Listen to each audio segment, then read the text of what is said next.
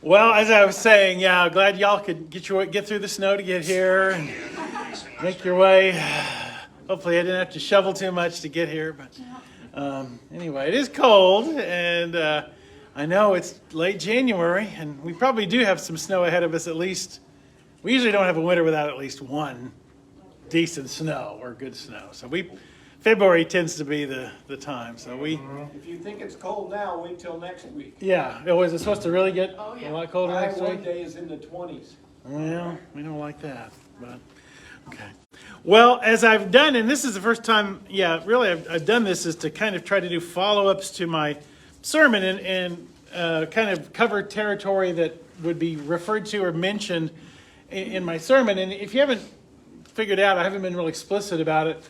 I'm trying to kind of go from big to small about our heritage, our own history, our legacy, which is why I started with Abraham in the Old Testament. We're part of the family of Abraham. We're part of the children of Abraham. And that whole sense that as Christians we have been adopted or grafted into this family of Abraham. And then talked about Jesus himself, about what it means to follow him and his identity, followers of Jesus. And then this last week just talked about sort of the beginnings of the church that we read about in the book of Acts. And then what happens next, which is some territory I covered not that long ago about Acts and beyond. But I really want to talk about the early church in terms of the first 300, 400, 500 years. Well, which in an hour and 15 minutes is not that much time to cover a few hundred years, but I want to kind of help us to see how the church transitioned from the New Testament church to really the beginnings of the established church that happens after the persecution really wanes and stops. That first 300 years where the church was operating under a threat of persecution, and then what changed once that went away, and once Christianity became legal, and then not only legal, but it became the favored religion of the empire, and it became the in thing or the popular thing to do, and how that changed the dynamics of the church, going from persecution to being the establishment, and how that can be good and not so good. But just going backwards, on Sunday I talked about, you read in the early chapters of Acts about after Pentecost, everything was harmony and everybody shared and everybody was together and there was this sort of kumbaya feeling to the whole thing. And then reality hits in chapter 3 and you see persecution. You see the Jewish council, the Sanhedrin, cracking down on the disciples, trying to get them to quit talking about Jesus. And you see some of the hardships of the early church, and you see Paul rise first as a persecutor and then as an apostle, as a missionary. And the most significant change that happens in the book of Acts is how Christianity expands beyond Judaism to the wider empire, and especially to the non-Jewish population, the Gentile population.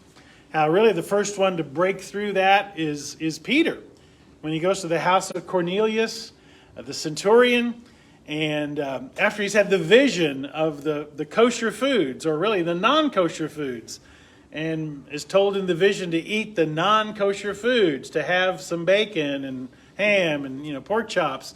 And he says, oh, no, I know I'm not supposed to. And God says in the vision, don't call anything unclean or non-kosher that God has made. And that's really why we Christians can eat our bacon and our ham and our pork chops. But that vision of the kosher laws no longer applying sets up the stage for him to enter the house of a Gentile, Cornelius, how he baptizes the entire family, and how that whole family of this Roman centurion, this non-Jewish family, become believers. And that sets the tone for what's to happen with Paul's ministry. It's Peter who sort of breaks the glass, but it's Paul that then explodes it. And as I've said before, Paul's methodology always was to go to a town, preach to the Jews first, go to the synagogue, have moderate success, often not that great a success with the Jews in a given town, had a lot of opposition from the Jewish leadership in a lot of these towns, but how there were always these Gentiles who tended to really kind of almost gather around the synagogue. They weren't allowed to go in, but they kind of hung around and listened through the window, and they were attracted to this Jewish understanding of just one God. They rejected the Greek and Roman pantheon of gods and goddesses who were just really kind of superhumans. They were jealous, they fought each other, some were good, some were bad, some were tricky. They married, they had children. I mean, this Greek understanding that we would call mythology of the gods was a turnoff for many Gentiles and Romans. And they were attracted to Judaism, to this one God who was just and righteous and honest and merciful and loving and a creator of all humanity. But they weren't ready to become Jews. They weren't ready to follow all the Jewish customs, and the men especially weren't ready to be circumcised. But when they heard Paul's message about Jesus, they heard this message and they responded to it so eagerly that they began to fill up these infant baby churches. And it wasn't long before the number of Gentile Christians outnumbered the Jewish Christians. That Christianity goes from being a subgroup of Judaism to something completely different. And that's significant because when we talk about the Roman Empire, military service was mandatory, except the Jews had an exemption. Jews were exempt from military service in the Roman Empire. The Romans had kind of figured out that the Jews were just a different breed of folks, and that trying to force them into the military was not going to happen. It was going to be more trouble than it's worth. They were going to be constantly facing rebellion and saboteurs and assassins and terrorists. They just let the Jews not serve in the military. And they tried, at least some of the governors of Judea and Galilee tried to maintain at least some sensitivity to the Jews in terms of idols and statues, not putting, statues of Roman gods and goddesses in Judea and Galilee, because they knew that would lead to riots and insurrection. So they kind of tried to give a little bit of leeway to the Jews because they just didn't want the trouble. So when Christianity arose, as far as Rome was concerned, it's just a branch of Judaism. It's just one branch of Judaism. They knew that there was factions within Judaism, Sadducees and Pharisees and different groups that disagreed with each other and fought with each other. And when they saw there's this group that believes this man Jesus was their Messiah, for the Roman perspective, it's just another subgroup of Judaism. And so that initially, Rome treated Christians the same way they treated Jews. They gave them a pass on things like the military service and those kinds of things. But once Christianity grew and the Gentile makeup of the church exceeded the Jewish makeup of the church, Rome started to take notice and realize that this was a whole different thing. And those exemptions, if you want to call it that the Jews enjoyed, now no longer extended to the Christians. Another exemption that the Jews had was worshiping Caesar, the worship of the emperor. The Jews were not forced to worship the emperor, again, because they knew countless revolts and insurrections that the Jews had tried to throw off Roman rule. The Zealots, which from the Roman perspective were terrorists, and by most definitions, that's probably what they were. They were Jewish nationalists who waited for a Roman soldier to go through a dark alley so they could slit his throat. That would be what we would probably call a terrorist. They didn't want to deal with that, and so the Jews were exempt from worshiping Caesar. But as the Christian church became more and more Gentile, that exemption fell away. And the Christians now were expected to be good Romans, good Roman citizens. And that included emperor worship. That included worshiping the emperor.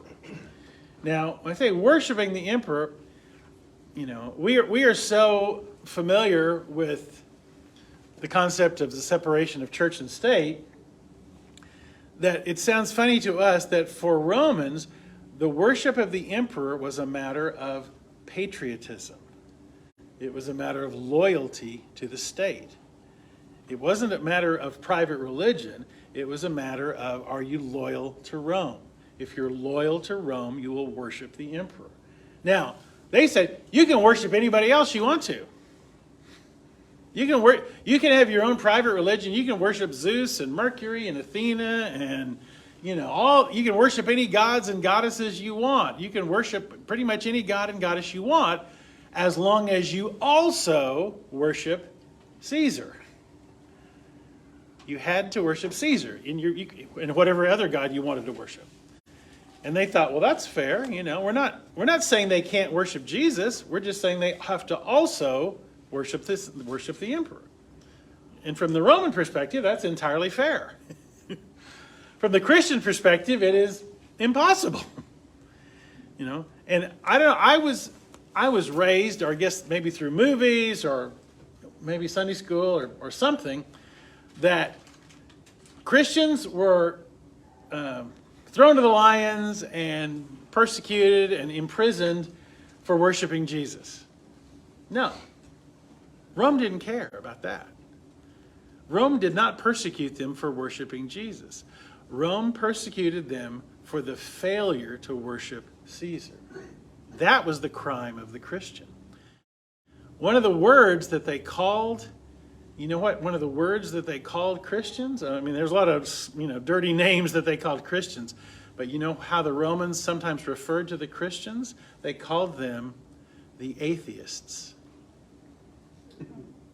They called them the atheists because they didn't believe in the gods. The Christians didn't believe in the gods, so they called them atheists. And again, that's kind of like we go, wait, that's backwards of everything we think about. So when I said they had to worship the emperor, what did that entail? They only had to do it one time a year. To be a good Roman citizen, and I think I've told this before, but to be a good Roman citizen, once a year, you had to go to a temple. You had to go in where there's a statue of the emperor. You had to take a pinch of incense. You had to throw it in the fire and say, Caesar is God. And once you did that, that's your civic duty. Once you took your incense, threw it in the fire, proclaimed, Caesar is God, then they would give you literally a little certificate. You've done your patriotic duty and worshiped Caesar. Takes 5 minutes once a year. But the Christians, of course, would not do that. The Christians would not worship Caesar. The Christians would not proclaim Caesar is God. Therefore, as the church grows, they are suspected and accused of being traitors, troublemakers, and hostile to the government and hostile to the establishment. And so all kinds of slanders against Christians grow up, and some of which you can see where they come from. They said that the Christians gather in secret where they drink human blood. They said the Christians gather in secret where they drink human blood. And of course, they knew that they gathered to celebrate communion. They celebrate, the blood of Christ. And so as it got up to the upper echelon, all subtlety was gone, and the Christians gather in secret and drink blood and eat human flesh. The Christians are guilty of incest. because they saw these Christians calling, even married couples, referring to each other as sister and brother. They called each other sister and brother. So the Christians are guilty of incest. They gather in secret. They have secret rites. They have secret things. They, there's all kinds of stories about them. But their biggest crime is they're disloyal citizens. So, which is, again, when you picture the Christians being persecuted with these horrible kinds of things, you wonder, how did the crowds of Rome go along with it? Well, the biggest persecution breaks out in the year 64 AD. 64 AD. Sometimes I ask the kids at the children's sermon, what does AD stand for? I think you all know. Somebody knows. Anno Domini. Yeah. I was brought up, they meant after death. No? No, it's dated from Jesus' birth. It's not from his death, it's from his birth. So, as a matter of fact, if you look at the way that the calendar works, 3 BC, 2 BC, 1 BC, 1 AD, 2 AD. There's no year zero. So, Jesus is born in 1 AD, at least the way our calendar works. Now, we think the calendar's off. We think Jesus was probably born somewhere between 4 and 6 BC. Which, of course, sounds crazy, right, but it just means the calendar's wrong. So do we have to rewrite the book? Well, it means that all those people who thought the year 2000 was, the second coming was going to occur in the year 2000, they're about 5 years too late. I mean, because if Jesus was born in 4 or 5 BC, then Jesus' birth was 2,000 years ago, was probably about 1995, 96. But anyway, but in the year 60, I erased the number I wanted up there. In 64 AD, Anno Domini, year of our Lord. Anno, year, Domini, like dominate, Lord, dominion. Anno Domini, 64 AD, Rome burns. This fire burns in the city of Rome for 2 weeks. And no effort was made to put it out for 2 weeks. So, obviously, thousands of people die. Buildings, are burned down. It's a horrible fire. Now, historians differ about Nero's role in this. Everyone agrees that he ordered them not to stop it. But the question is, did he actually order it set? Did he actually instigate the fire? Why would he do that? Because Nero wanted to rebuild Rome. He wanted to rebuild the whole city in his image. He wanted magnificent new buildings. He wanted this massive reconstruction project, but he had to get rid of these old buildings before he could do it. So some scholars believe Nero actually ordered the fire to be set. Others just said once it started, he went, oh, this is the opportunity, and he just ordered it not to be put out. But either way, Rome burned. And the people weren't stupid, and they said, did Nero do this? And, is Nero responsible? Well, Nero couldn't take the blame. Who hates Rome? Who hates Rome? The Christians. They're unpatriotic. They're disloyal. They won't worship the emperor. So Nero says it's the Christians who started the fire. It's the Christians who burned down Rome. So, which tells you that now the population of Rome and of the empire turns against Christians. Which you say, how could the crowd in the Colosseum, when they bring in the Christians to fight the lions, how could the crowd cheer? Well, they're cheering these disloyal traitors who set the fire. That's why the crowds could cheer when the Christians are brought in and they let loose the wild beasts I mean, they literally, I mean, not to get too awful here, but I mean, Nero came up with just awful ways to not just kill Christians, but to do it for sport. In the Colosseum, he would, wild dogs and bears and lions and all kinds of just things to maul the Christians for the amusement of the crowd. And so this persecution under Nero is awful. Now, not long after that, away from the city of Rome, back in Palestine, said that the Jews were constantly wanting to revolt against Rome. The Zealots, which is one of the 12 disciples, Simon, not Simon Peter, but Simon the Zealot, one of the 12 disciples, is a zealot, at least was one, which is this political group that was dedicated to the overthrow of the Roman government. There's a lot of speculation that Judas Iscariot may have also been a zealot, and then when Jesus did not go forward with a revolution against Rome, that's what made Judas go sour on Jesus. But anyway, occasionally there would be a group that would try to have an uprising against the Roman government, which of course the Roman army was, so massive and so powerful and so well disciplined that it was pretty much doomed to failure. But another revolt broke out in Jerusalem in the year 66.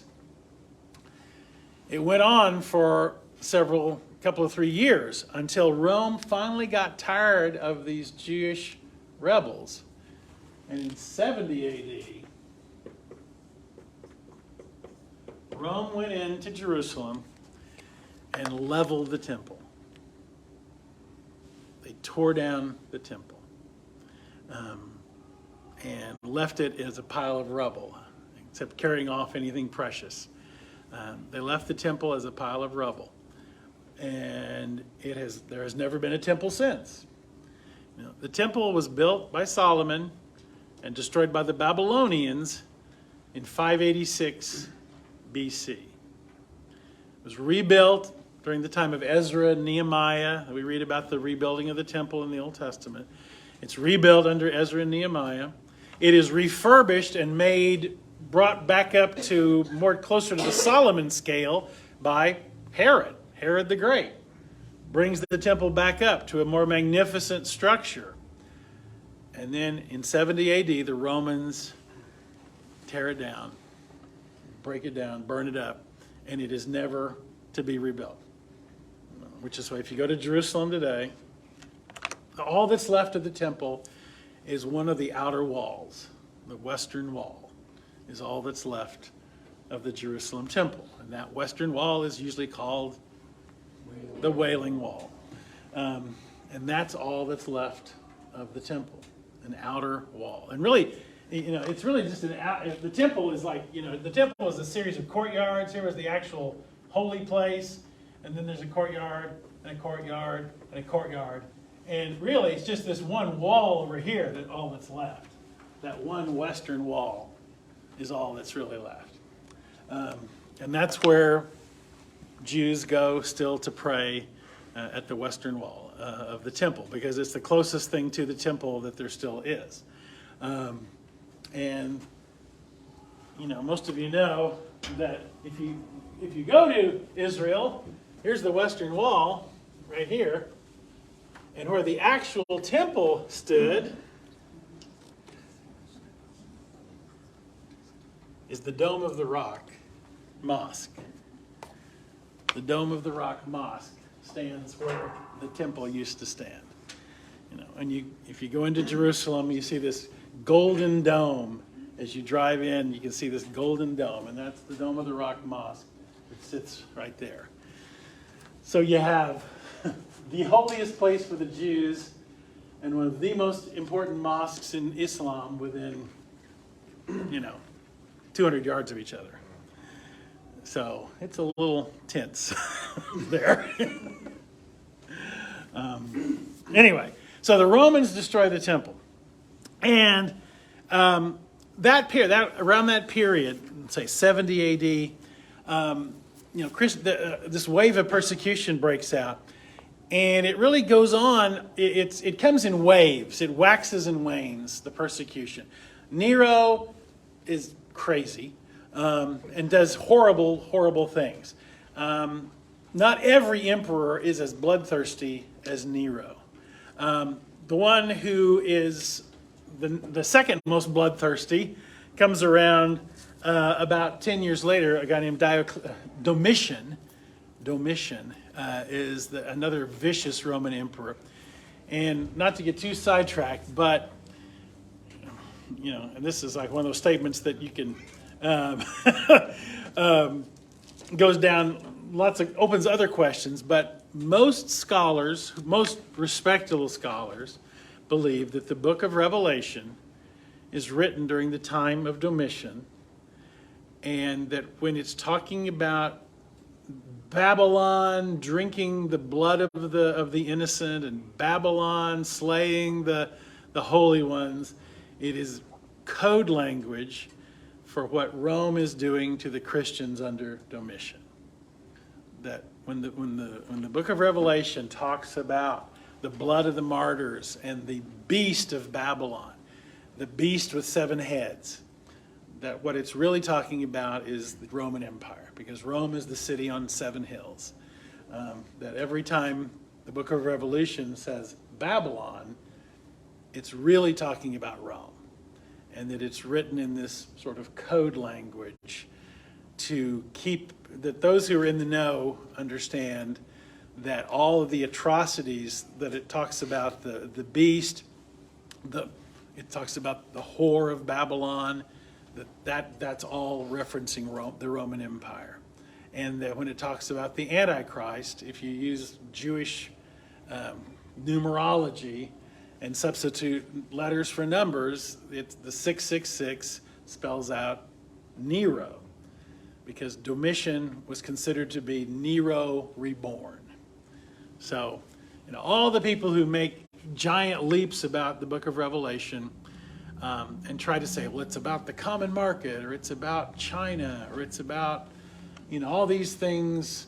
And, for 2,000 years, everyone who's said the Antichrist is Napoleon, the Antichrist is Hitler, the Antichrist is Ronald Reagan, or Henry Kissinger, or Barack Obama, or whoever, they're all wrong. It's Nero.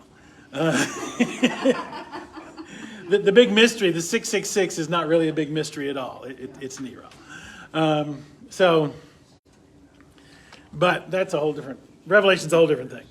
But, so, I want to spotlight, when we read the book of Acts, we read about the apostles, the 12, and we read about Paul and Barnabas and the 7 deacons, like Stephen, who's stoned to death, and Timothy, who is the young leader in the church. So we have the original apostles, and we have kind of then the newer believers that come in, like Paul and Timothy and Barnabas and Aquila and Priscilla and other people like that. But then what about the next generation and the generation after that and the generation after that? Because the book of Acts ends with Paul sitting under house arrest in prison in Rome awaiting execution, and it just ends. And, even folks who've done pretty complete studies of the book of Acts, most don't know a whole lot about, well, what about next? Because we go from the book of Acts to modern times, and all these churches. And, well, what about the couple of thousand years in between? Well, we do know stuff about those other years. And one of the people I want to, just for an example, how many have heard the name Polycarp? Have you ever heard of a man named Polycarp? You've heard of Polycarp. Okay. Polycarp is one of the 2nd generation of Christian leaders. Polycarp was born probably somewhere around the year 69, 70.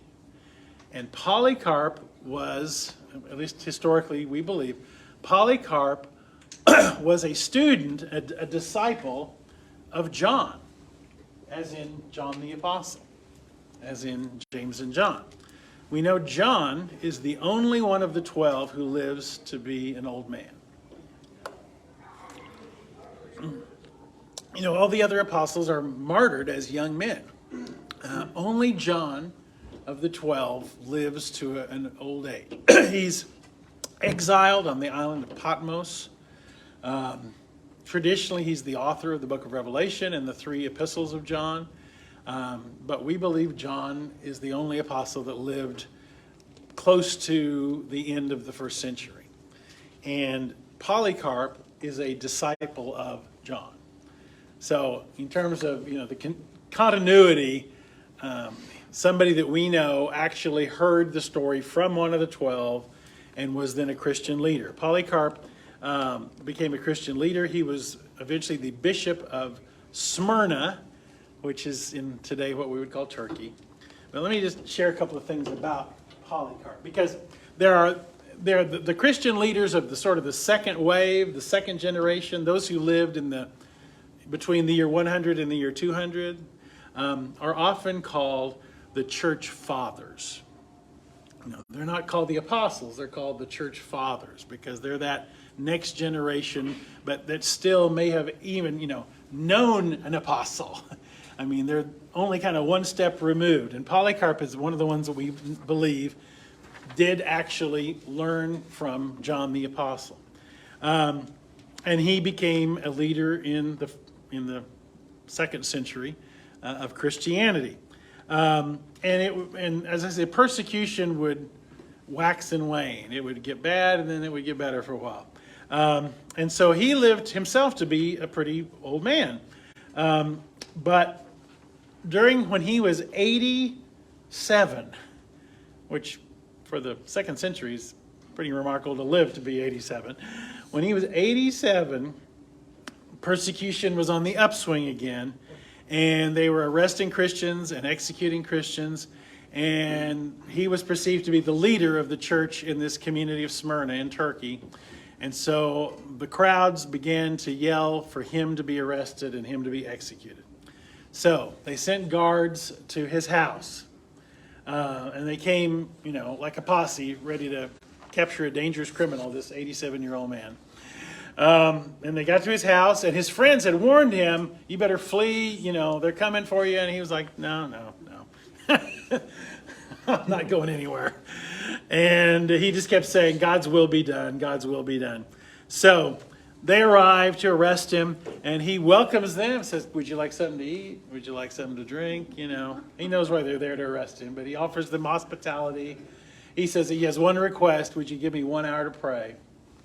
And so they give him the 1 hour. Well, actually, apparently, historically, he actually went out for 2 hours, but they gave him 2 hours to pray.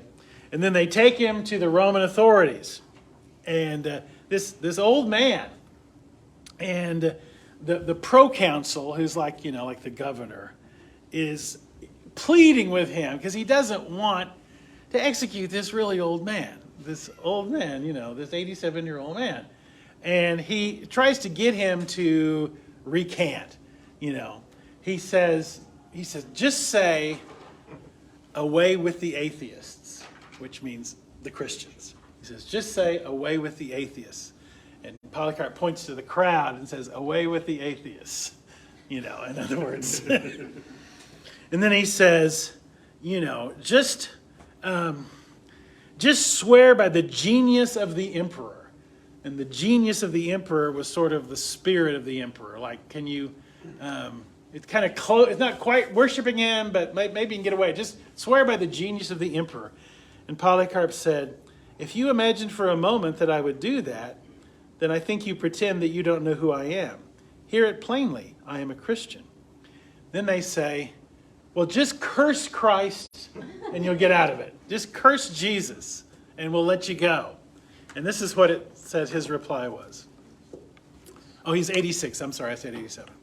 He said, 86 years I have served him. Talking about Jesus. 86 years I have served him. He has never done me wrong. How then can I blaspheme the king who has saved me?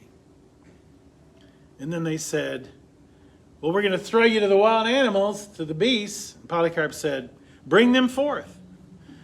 I would change my mind if it meant going from the worst to the better, but not to change from the right to the wrong. And they said, well, we're going to have you burned alive. And he said, you threaten fire that burns for an hour and is over, but the judgment on the ungodly is forever. So they got the fire going, and they were getting ready to tie him to the stake. And he's like, I'm not going to run away. I don't need that. And so as they prepared the fire, he prayed, Father, I bless you that you have deemed me worthy of this day and hour, that I may take a portion of the martyrs in the cup of Christ. Among these may I today be welcomed before thy face as a rich and acceptable sacrifice. And this is an account that was written like a year after it happened. So it says, then they said it, and they put him they burned him alive. And it said, people gathered, said it was like, it didn't smell like flesh burning. It smelled like bread baking, is what they said. He was burned alive at the stake, but as one of the martyrs. And this is the common thing. He's remembered, one, mainly because we have such a firsthand account of eyewitness of how this all played out and what he said and what they did and all that. And so he's, in the Catholic Church, he's a saint. But he and several other men of that second century are called the Church Fathers. And we have a few of their writings, fragments of their writings, but it kind of shows what was happening in that early church. And that goes on, again, for, 300 years. Now, I missed one of my pages. No, I missed one of my pages. I'll have to remember part of this. I may get the date exactly wrong. So, this goes on and off and on for a while. Now, we get to the end of the 200s. We get to the end of the 3rd century. And despite persecution, as I said in my sermon, by the year 300, about a tenth of the population of the Roman Empire is Christian. It is spreading despite all this hardship and persecution and martyrdom, because people are saying, if this Jesus is worth dying for, he must be really something. If this Jesus, they're drawn to this. And there was a book that was real popular back in the 1700s, 1800s called Fox's Book of Martyrs. Fox was the man he collected accounts of the early martyrs, stories like this of the early Christians who gave their lives for their faith. And the thesis of that book, or the point of that book, is it was because these people were willing to die for their faith that others were so drawn to it. And the saying is, the blood of the martyrs was the seed of the church. The more people sacrificed themselves for Christ, the more other people were hungry to hear, well, why? Why would you do that? So the church grows, and it starts to reach even the upper levels of Roman society. Now, I'm not going to go into Roman history because it's complicated and I don't know it like I know Christian history, but suffice to say there were times where there was a struggle over who the next emperor was going to be. It wasn't always a clear-cut succession. Sometimes there were assassinations and battles and struggles about who the next emperor will be. So one of those times was around the year 300 or early 300s. There's a couple of claimants to the throne of the emperor of Rome. One of whom was this man named Constantine. And Constantine was not a Christian, but as he is going out to battle with the other guy who wanted to be emperor, Constantine said, in the sky he saw a cross. Now, whether in the clouds, he said he saw a cross in the sky as he was going out to battle. He won. He became emperor of Rome, and he decided this persecution must stop. And so, shortly after Constantine became emperor, they had an edict that basically made Christianity legal. It made Christianity legal. So the persecution stopped. And as I said, so Constantine is not yet, he's not baptized, He's not a Christian, but he's very, very drawn to Christianity. He's kind of one foot in, one foot out. He hasn't committed to, I say, being baptized, but he is very, very interested in Christianity, and he's very drawn to it. And he tries to learn as much as he can about Christianity. And he hears about all these churches and these bishops, which are just, the leaders of the churches in different towns and villages and communities. And he starts to realize and hear that they are not all on the same page, that these Christian leaders are themselves sometimes in dispute about doctrines or beliefs. And so, as I passed out last week, he calls for a conference to be held of all of the bishops, all of the Christian leaders, to come and hammer out what they believe, what are the Christian beliefs, what are the core beliefs. And so it's held in this place I mentioned last week, Nicaea, and it's the first council of Christianity. It's the first church council. And all these bishops from all over the empire gather in Nicaea, and they debate about things like I talked about last week, about the Trinity, and how do you describe the relationship between the Father and the Son and the Spirit. And they debate exactly what does the church believe. And they come up with, as I passed out last week, this creed, the Nicene Creed, to try to standardize what Christianity really is about. And within 50 years of that, half of the Roman Empire is Christian. Now, in between Constantine's victory and Christianity being solidified as sort of the favored religion of the empire, there is an emperor that falls after Constantine. I think he's 2 emperors after Constantine. That's why I know my notes for that in front of me. There's an emperor called Julian, and he is referred to by Christians as Julian the Apostate. Do you know what an apostate is?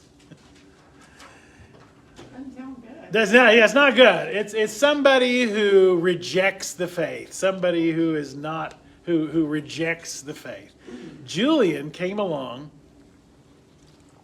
I think he's 2 emperors after Constantine, and he wants to turn the clock back, and he wants the empire to go back to the old gods. He thinks that Christianity is weakening the empire. He thinks that Christianity is turning the empire soft.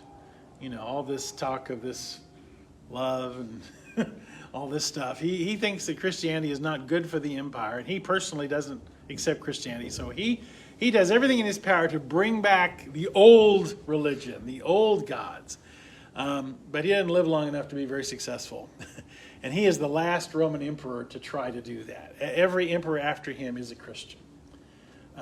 And so after Julian, and I say the date escapes me, it's still in the 4th century. I think it's like 360 something that Julian tries to turn back the clock. After him, every emperor going forward is a Christian. And as I said, then by 350, about half the empire is Christian, and the church begins to be, legal, and in some ways even favored. Now, you want to stop for a minute, and just before I go further, I want you to think about, Christianity goes from being persecuted, Christians being thrown to the lions, literally, hiding, worshiping in the catacombs, which is down where they buried people. Christianity goes from being a persecuted faith to accepted, legal, and then even the religion of the emperor, sort of the favored religion. What are the pros and the cons of that you would anticipate? Just thinking about people. What are the pros and the cons of that? Enforcing religion.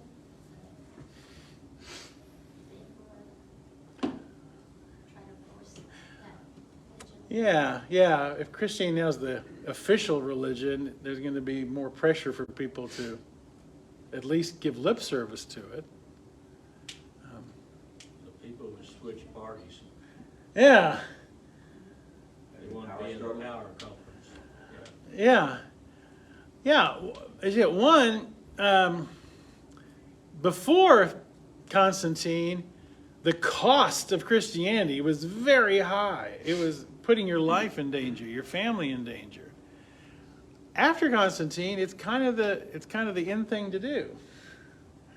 It's kind of the popular thing to do. And so the risk and the cost risk goes way down. And what would that possibly do to the sincerity of the believer? Yeah. Values lower. Uh-huh.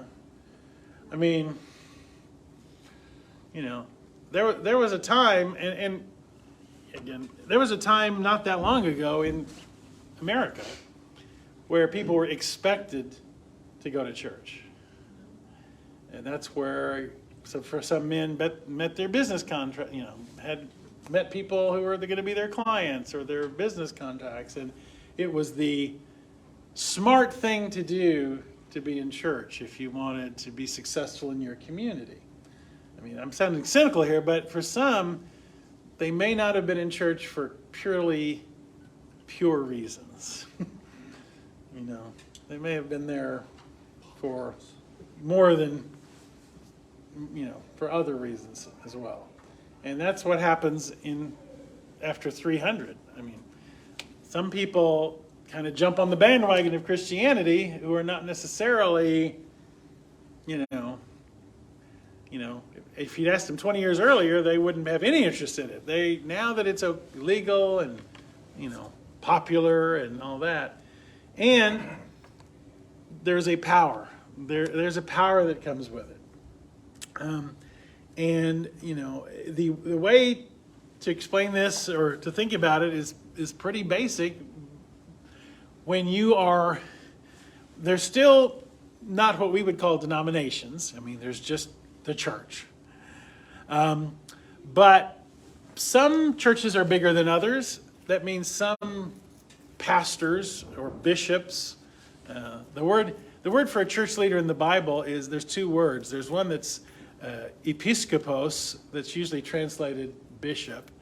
And there's another one that's usually translated elder. But both of them really just mean the leader of the church in a particular town or community. And that's where the word bishop comes from. It just means somebody who is the overseer, the leader of the church in a particular town. Well, which bishops, pastors, leaders are going to be the most powerful? The one of the biggest churches, which are in the biggest towns, right? Constantine does something interesting, though. He moves the capital of the empire from Rome to a town he names after himself, to Constantinople, named after himself. And Constantinople is not in Italy, it is in Turkey. Today, the name is Istanbul, but it used to be Constantinople. So Constantine moves the capital of the empire to Constantinople. So now you've got two capitals, two important cities. Rome in the west, Constantinople in the east. These are the two centers of power. So these two centers of power have the two most powerful churches. And since they're the two most powerful churches, they have the two most powerful leaders or bishops. And the Bishop of Constantinople comes to be known as the Patriarch, the Dad. The Bishop of Rome comes to be known as Il Papa, the Pope, the Dad. So you got two dads. You got two patriarchs, two fathers of the church, one in Rome, one in Constantinople. One we call the Pope, one we call the Patriarch. And that situation is the situation for centuries. There's a constant sort of power struggle. Who really is the leader of Christianity? Is it the Bishop of Rome, or is it the Bishop of Constantinople? Which one really is the ultimate authority for the whole of Christendom? And that struggle, if you want to call it that, goes on for several centuries. And the church continues to grow, and it continues to develop more formality and doctrine. And of course, I said after 300, they start to build church buildings. One of the most famous Christians of the 4th century, I've talked about before, is named Augustine. Augustine starts his life as kind of a wild man. I mean, wild as in he loved his fun. He loved going from woman to woman. He kind of lived a pretty wild lifestyle. He becomes a Christian. He looks back at his former sort of reckless life as horrible and awful. He rejects everything about his life before his faith. He especially takes a very dim view of sexuality. And his writings, and we have a lot of writings from Augustine or Augustine, who of course is another saint in the Catholic Church, Saint Augustine. His influence over Christian doctrine and theology. Augustine's writings are second only to the Bible in terms of impact on the church. Augustine's writings, people who've never even heard of St. Augustine would not realize just how much of an impact his writings had on the church. And he wrote a book called Confessions about his own life. He wrote a book called The City of God, which is about the whole landscape of Christianity. His writings are still read widely today. So Christianity continues to develop. Well, let me jump forward all the way to about 787. They have Council of Nicaea II, the sequel. And they continue or trying to codify Christian theology. But the Council of Nicaea II in 787 is the last church council recognized by both the East and the West, by both the Pope and the Patriarch. That's the last time they really are in agreement about theology. So jump forward, because jump forward to 1054. 1054 AD. This is where we get schism. Did I spell that right? I think I did. Okay. This is where the tension between the Pope and the Patriarch and who's really in charge finally reaches a boiling point at which the Pope, which is Leo IX, excommunicates the Patriarch. Okay. Excommunicate basically says, you have no salvation, you're out of the church, you're out of Christianity. So, of course, the Patriarch responds in kind and excommunicates the Pope. And this is the actual split, 1054, between the Eastern and Western branches of Christianity. And that's our first split. And of course, the Western half is the Roman Catholic Church. Catholic is just a word that means worldwide or universal. Roman, of course, because it's centered in Rome. The other half usually is called the Eastern Orthodox Church. I say Orthodox is just a word that means right teaching. Ortho means straight, like orthodontist. And doxy means teaching, like doxology. So the Orthodox Church is the one that they say, the Roman Catholic says we're the worldwide church, and the Eastern Orthodox says we're the ones with the right teaching. So you got Pope in the West, Patriarch in the East. And that is the first major division of Christianity. And of course, there are still Roman Catholics today, and there's still Eastern Orthodox churches today. Just here in Oklahoma. Yeah. Was there something that they disagreed on, or just? Stuff that today we would say is not that. The date of Easter. That's what I meant. Yeah, the date of Easter, clergy marriage, whether or not clergy can be celibate or not. Roman Catholics said priests should be celibate. Eastern Orthodox priests are married. What's the difference between Eastern Orthodox and Greek Orthodox? Greek Orthodox would be one subset of Eastern Orthodox. Okay. Eastern Orthodox would be Greek Orthodox, Russian Orthodox, Syrian Orthodox, all the other Orthodoxes? Yeah, all the other Orthodoxes fall under that.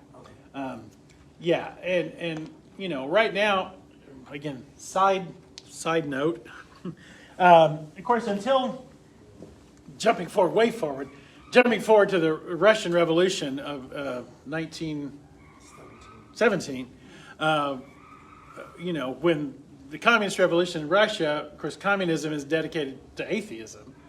And, you know, they changed the names like from St. Petersburg to, was that Stalingrad or Leningrad? I can't remember. Leningrad, et cetera, et cetera. Closed down the churches, preached against Christianity. With the fall of the Soviet Union, there's been a resurgence in some ways of the Russian Orthodox Church, which is an Eastern Orthodox church. But at least for my opinion, to the shame of the Russian Orthodox Church, each branch has its own patriarch. I mean, and so the Russian Orthodox Church has a Russian patriarch. You know, the Russian patriarch of the Russian Orthodox Church has completely endorsed Putin, completely said that it's a holy mission, the whole thing. He's totally caved to Putin. And I just think that's, you know, and which makes it, there are Russian Orthodox churches in Ukraine. I mean, and that causes a whole nother mess. But, I mean, the patriarch of the Russian Orthodox Church has totally endorsed what Russia is doing, and it just makes me, you know, not very happy. But so there's schism. And of course, we here in the States, especially in Oklahoma, say we don't have that much exposure to Eastern Orthodox churches. I've mentioned before, my church in Oklahoma City at Quail Springs was next door to a Greek Orthodox church, though. So I had a little more contact with the Greek Orthodox church than maybe a lot of us do. And, you know, it was, you know how they paid for their building? They had a big Greek festival once a year. I mean, thousands and thousands of people would come to that church to eat Greek food and drink. Drink ouzo. Opa. Yeah, and you know, that was, you know, for somebody who's a Methodist, I would, as the weeks leading up to the big Greek Orthodox festival next door, I'd be in my office, my window looked right onto the Greek Orthodox church. I saw all these liquor trucks delivering liquor to the church, you know. I'm like, this is just weird seeing liquor being delivered to a church. But yeah, they paid for their whole building cost with that once a year Greek festival. Baklava and all kinds of other good stuff. But if you go into a Greek Orthodox church, I don't know if y'all ever been. Have you ever been in a Greek Orthodox church? Okay, yeah. Yeah, it's a little different looking, isn't it? I grew up in one. Okay, what would you say is the most distinctive thing about the Greek Orthodox Church that people would recognize or not recognize? There's a dome, Yeah, pretty much all of them. yeah, Icon? Oh yeah. yeah. The icons. Yeah, Yeah. everywhere. Yeah, tell us what those are. What the icons are. But like saints and Yeah. stuff like that. And it's just, I don't want to use the word worship. That sounds wrong. Yeah. But, you know. Right. They usually kind of inset in the wall, at least at the one I say. Inset to the walls, ceiling, Right. some on the ceiling. They're everywhere Right. within it. Yeah. And the service is in Greek. That's at least it was. Yeah, the one in Tulsa, they do Greek and English. In and English, they do too. kids, Yeah. So they do everything 3 times. Yeah. So. Yeah. So to us, it would seem, you know, I think a lot of folks, if we walked into one, we would think it looks kind of Catholic, but it's really not. It's a whole different animal. Yeah, a lot of robes and incense. Yeah, a lot of incense and stuff like that. We were very grateful though on our opening day of our church at Quail Springs, our plumbing didn't work. We had all troop over there to go to the bathroom to the Greek church, but yeah, man, the food is really good. I'll tell you that. The food's really good. And the priest there was, I mean, I got to know him just a little bit. I didn't know him real well, but anyway. So that's the big split, Roman Catholic and Greek Orthodox. And things from then on, just to kind of cover some of the stuff after that is really not great in the early church. 1096, the Pope's name was Urban, Pope Urban. And one of the little things that I kind of didn't mention was what happened in the 7th century, the 600s, is there was this guy born in Arabia named Muhammad. And, you know, again, that's a whole other lesson, and I've taught even on that. But Muhammad has a lot of contact with in this city of Mecca and Medina, a lot of contact with Jews and Christians, becomes familiar with both the Old Testament and the New Testament, the prophets, and begins to believe, and of course I'm saying this as obviously as a Christian, not as a Muslim, but begins to believe that God has chosen him to be a prophet. And Muhammad goes into a cave, and this is what Muhammad says happened, is that in this cave, the angel Gabriel appeared to him and grabbed him by the neck and told him that he is to submit. And he then dictated to Muhammad the words of the Quran. And that over a course of 20 some odd years, Muhammad continued to return to that cave, continued to receive the words from the angel, which he would then go and recite to a scribe, because Muhammad himself was not able to read or write. He was illiterate. But Muhammad would hear the word from the angel. He would go and then recite it to a scribe who would then write it down. And over the 20 years, that was the book, the Quran, which the word Quran means recitation. The word Quran means recitation. It is what was recited to Muhammad and then to the scribe. And the religion he founds is Islam, which means submission. Islam means submission. And so a Muslim is one who submits. A Muslim is one who submits to the religion of Islam, submission. Many nice and good Islamic folks, but President Bush, after 9/11, actually was wrong about something. He said Islam means peace. Well, no, it doesn't mean peace. It means submission. I mean, there's the two words. If you submit, it can be peaceful, I guess, but the word Islam means to submit to God. So, anyway, so Muhammad, without going into his whole story, as he becomes convinced that he is the last, greatest, and final prophet of God, of Allah, and his mission is to make all men submit to Allah, all men to submit to God and to his prophet.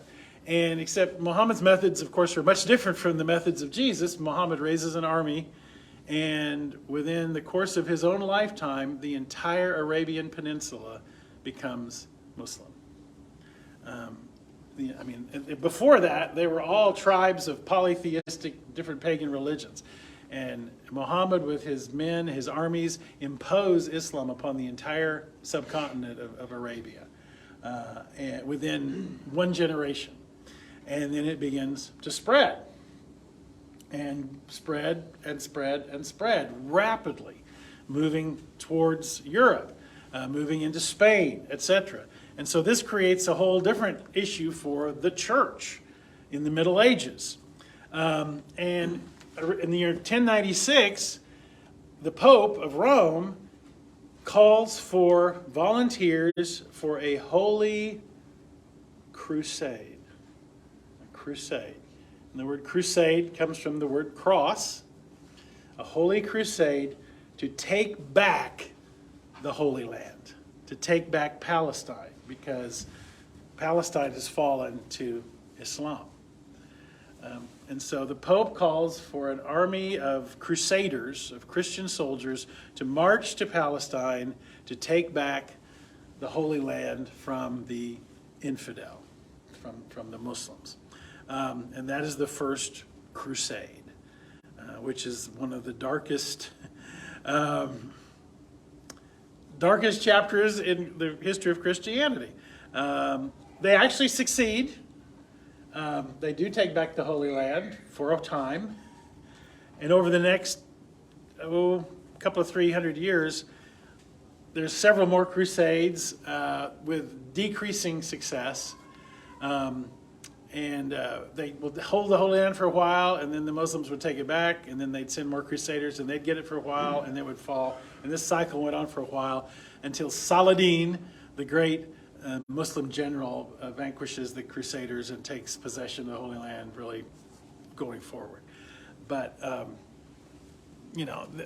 how many thousands and thousands and thousands of people died during the Crusades? The worst crusade was what they called the Children's Crusade, where they said children are so innocent, they can march into the Holy Land and God will give them the victory. And so they sent thousands of children to go to the Holy Land to try to take it back. And of course it was obvious, just it was a horrible mess.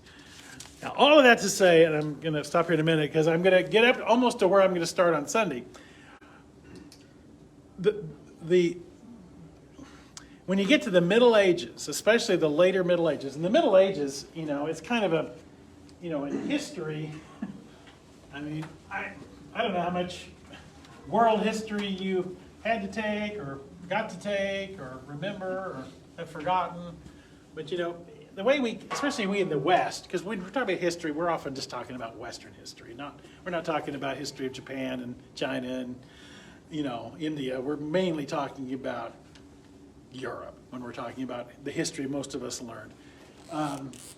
You've got history that if we date it from the birth of Jesus, 1 AD, and we go up to sort of the fall of Rome, which is right, it's not exactly, but about 500 AD is when Rome really starts to fall apart. And of course, before Jesus, you have all kinds of, we got Plato and you have all kinds of neat culture in the pre-Christian days. Then you've got this first 500 years of Christianity. You got the fall of the empire, and you've got Vandals and Goths and Visigoths and Huns and all kinds of other people. And Rome falls apart, the empire falls apart. And really from approximately 500 to approximately 1500, so this 1,000 years in here, is usually called the Middle Ages, roughly. And it's almost like, it's sometimes also called, not just the Middle Ages, it's called what else? The Dark Ages. Yeah. Called the Dark Ages. It's called that mainly because of what came before and what came after it. Because we get here and we get up to the Renaissance, I don't think I spelled that right. But anyway, you get to the Renaissance, which of course literally means rebirth. You get to the Renaissance, and it's this rebirth of culture and learning and all kinds of stuff. So, but that 1,000-year period in between it's some pretty awful stuff, like the Crusades and the Spanish Inquisition and all kinds of other horrible stuff. And one of the things about the church, when you get about into here, the last, between, let's say, 1,300 and 1,500, you get this last couple of hundred years here, the Catholic Church is plagued with just awful corruption.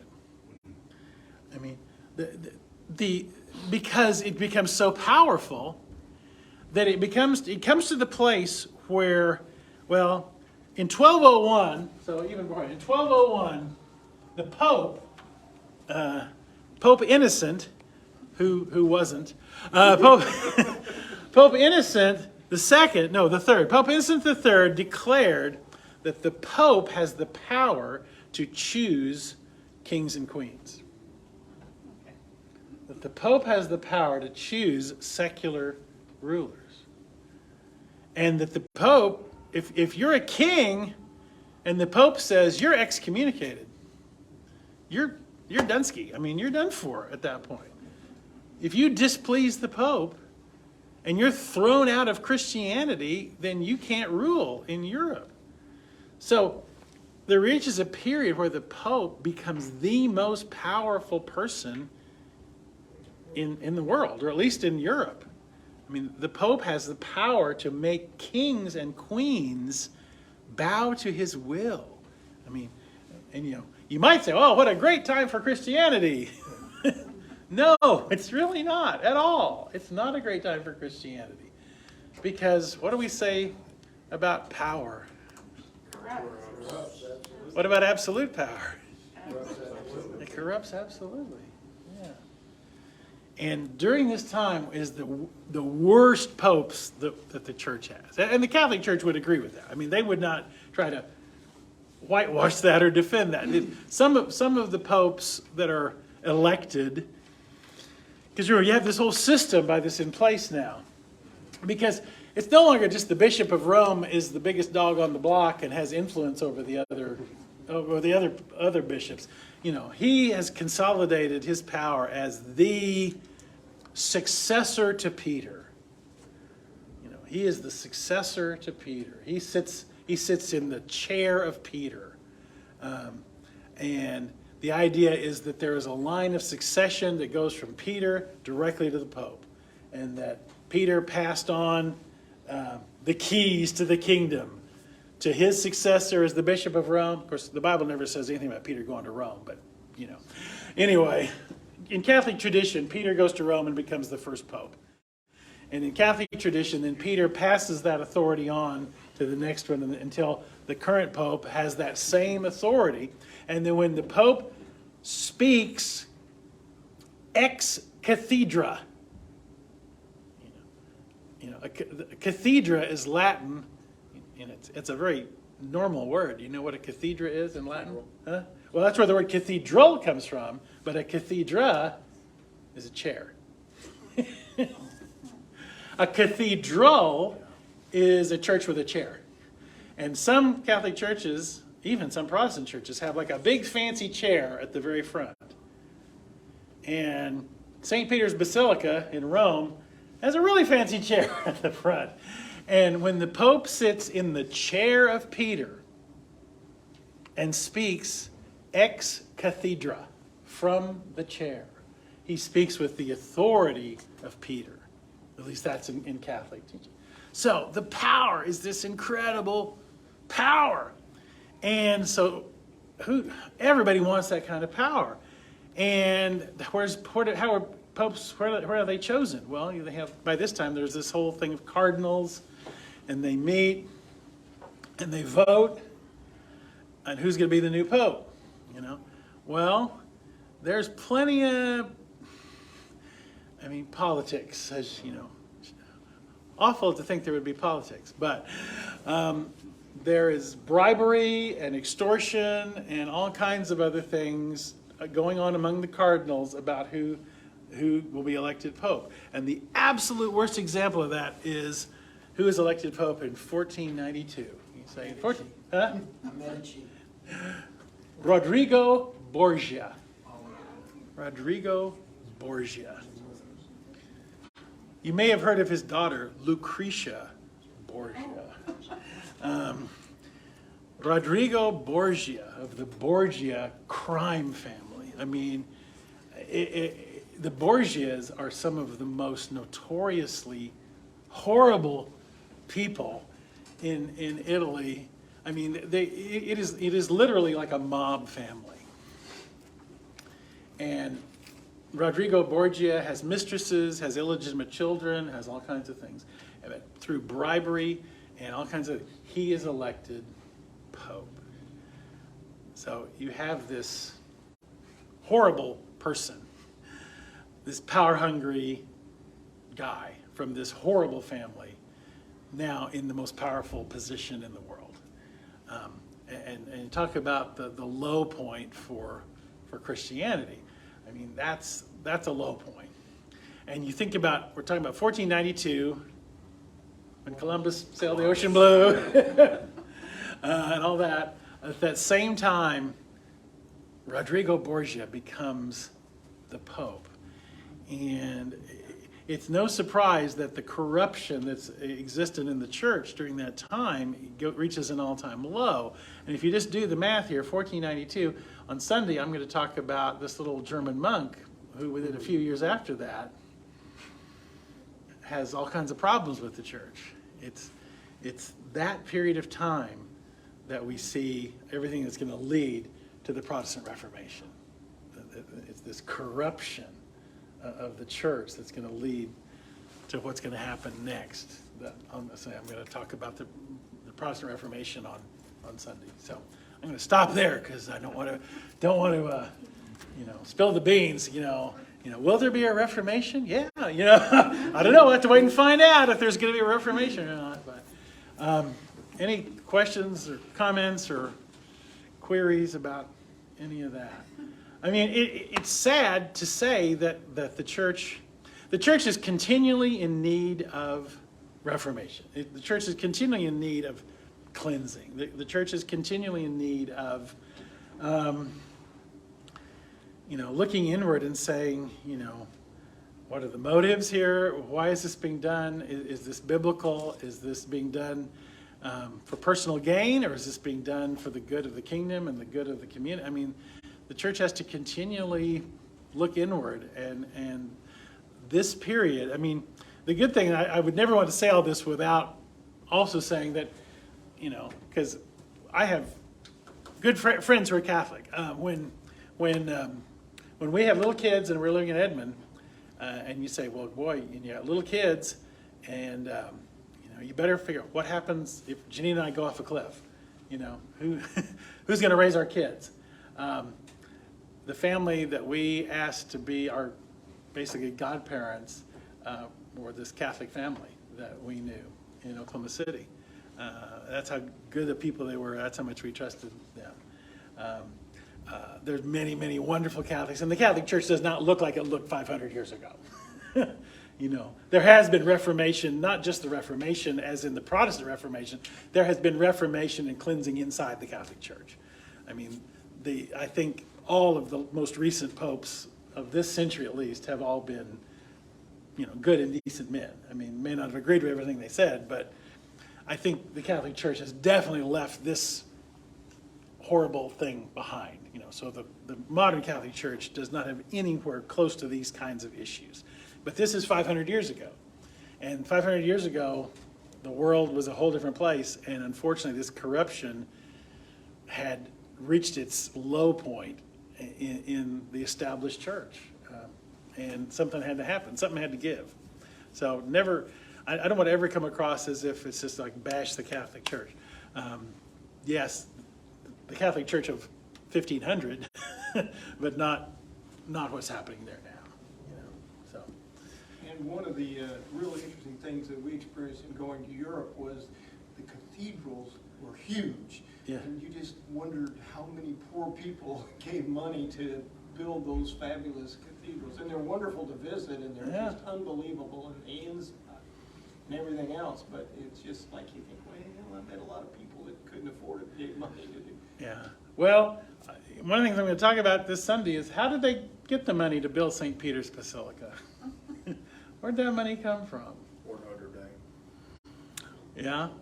But the St. Peter's Basilica was built right in the heart of this time I'm talking about. St. Peter's Basilica was built in the 16th century, right when this low point of corruption we're talking about. And where'd they get the money?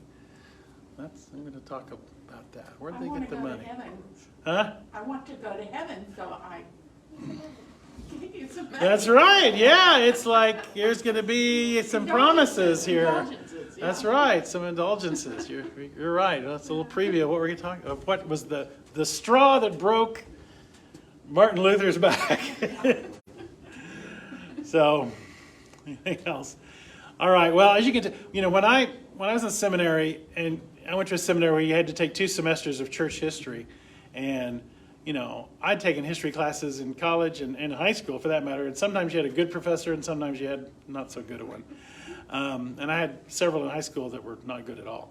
And some good in college, but you think church history, that sounds like it could be kind of dry. Well, fortunately, I had professors that really understood how much this stuff all matters, and how the personalities and how the thing, really shapes our era. I mean, how much church history impacts world history, how much it changed the course of world history. And, I think church history, frankly, is a fascinating topic that I can get real nerdy about. But I do think, it's not just something that happened over in the corner. Church history, especially at least in the Western world, had huge impact on world history. I mean, and I think you cannot teach in a secular school. You can't teach world history and leave out religion.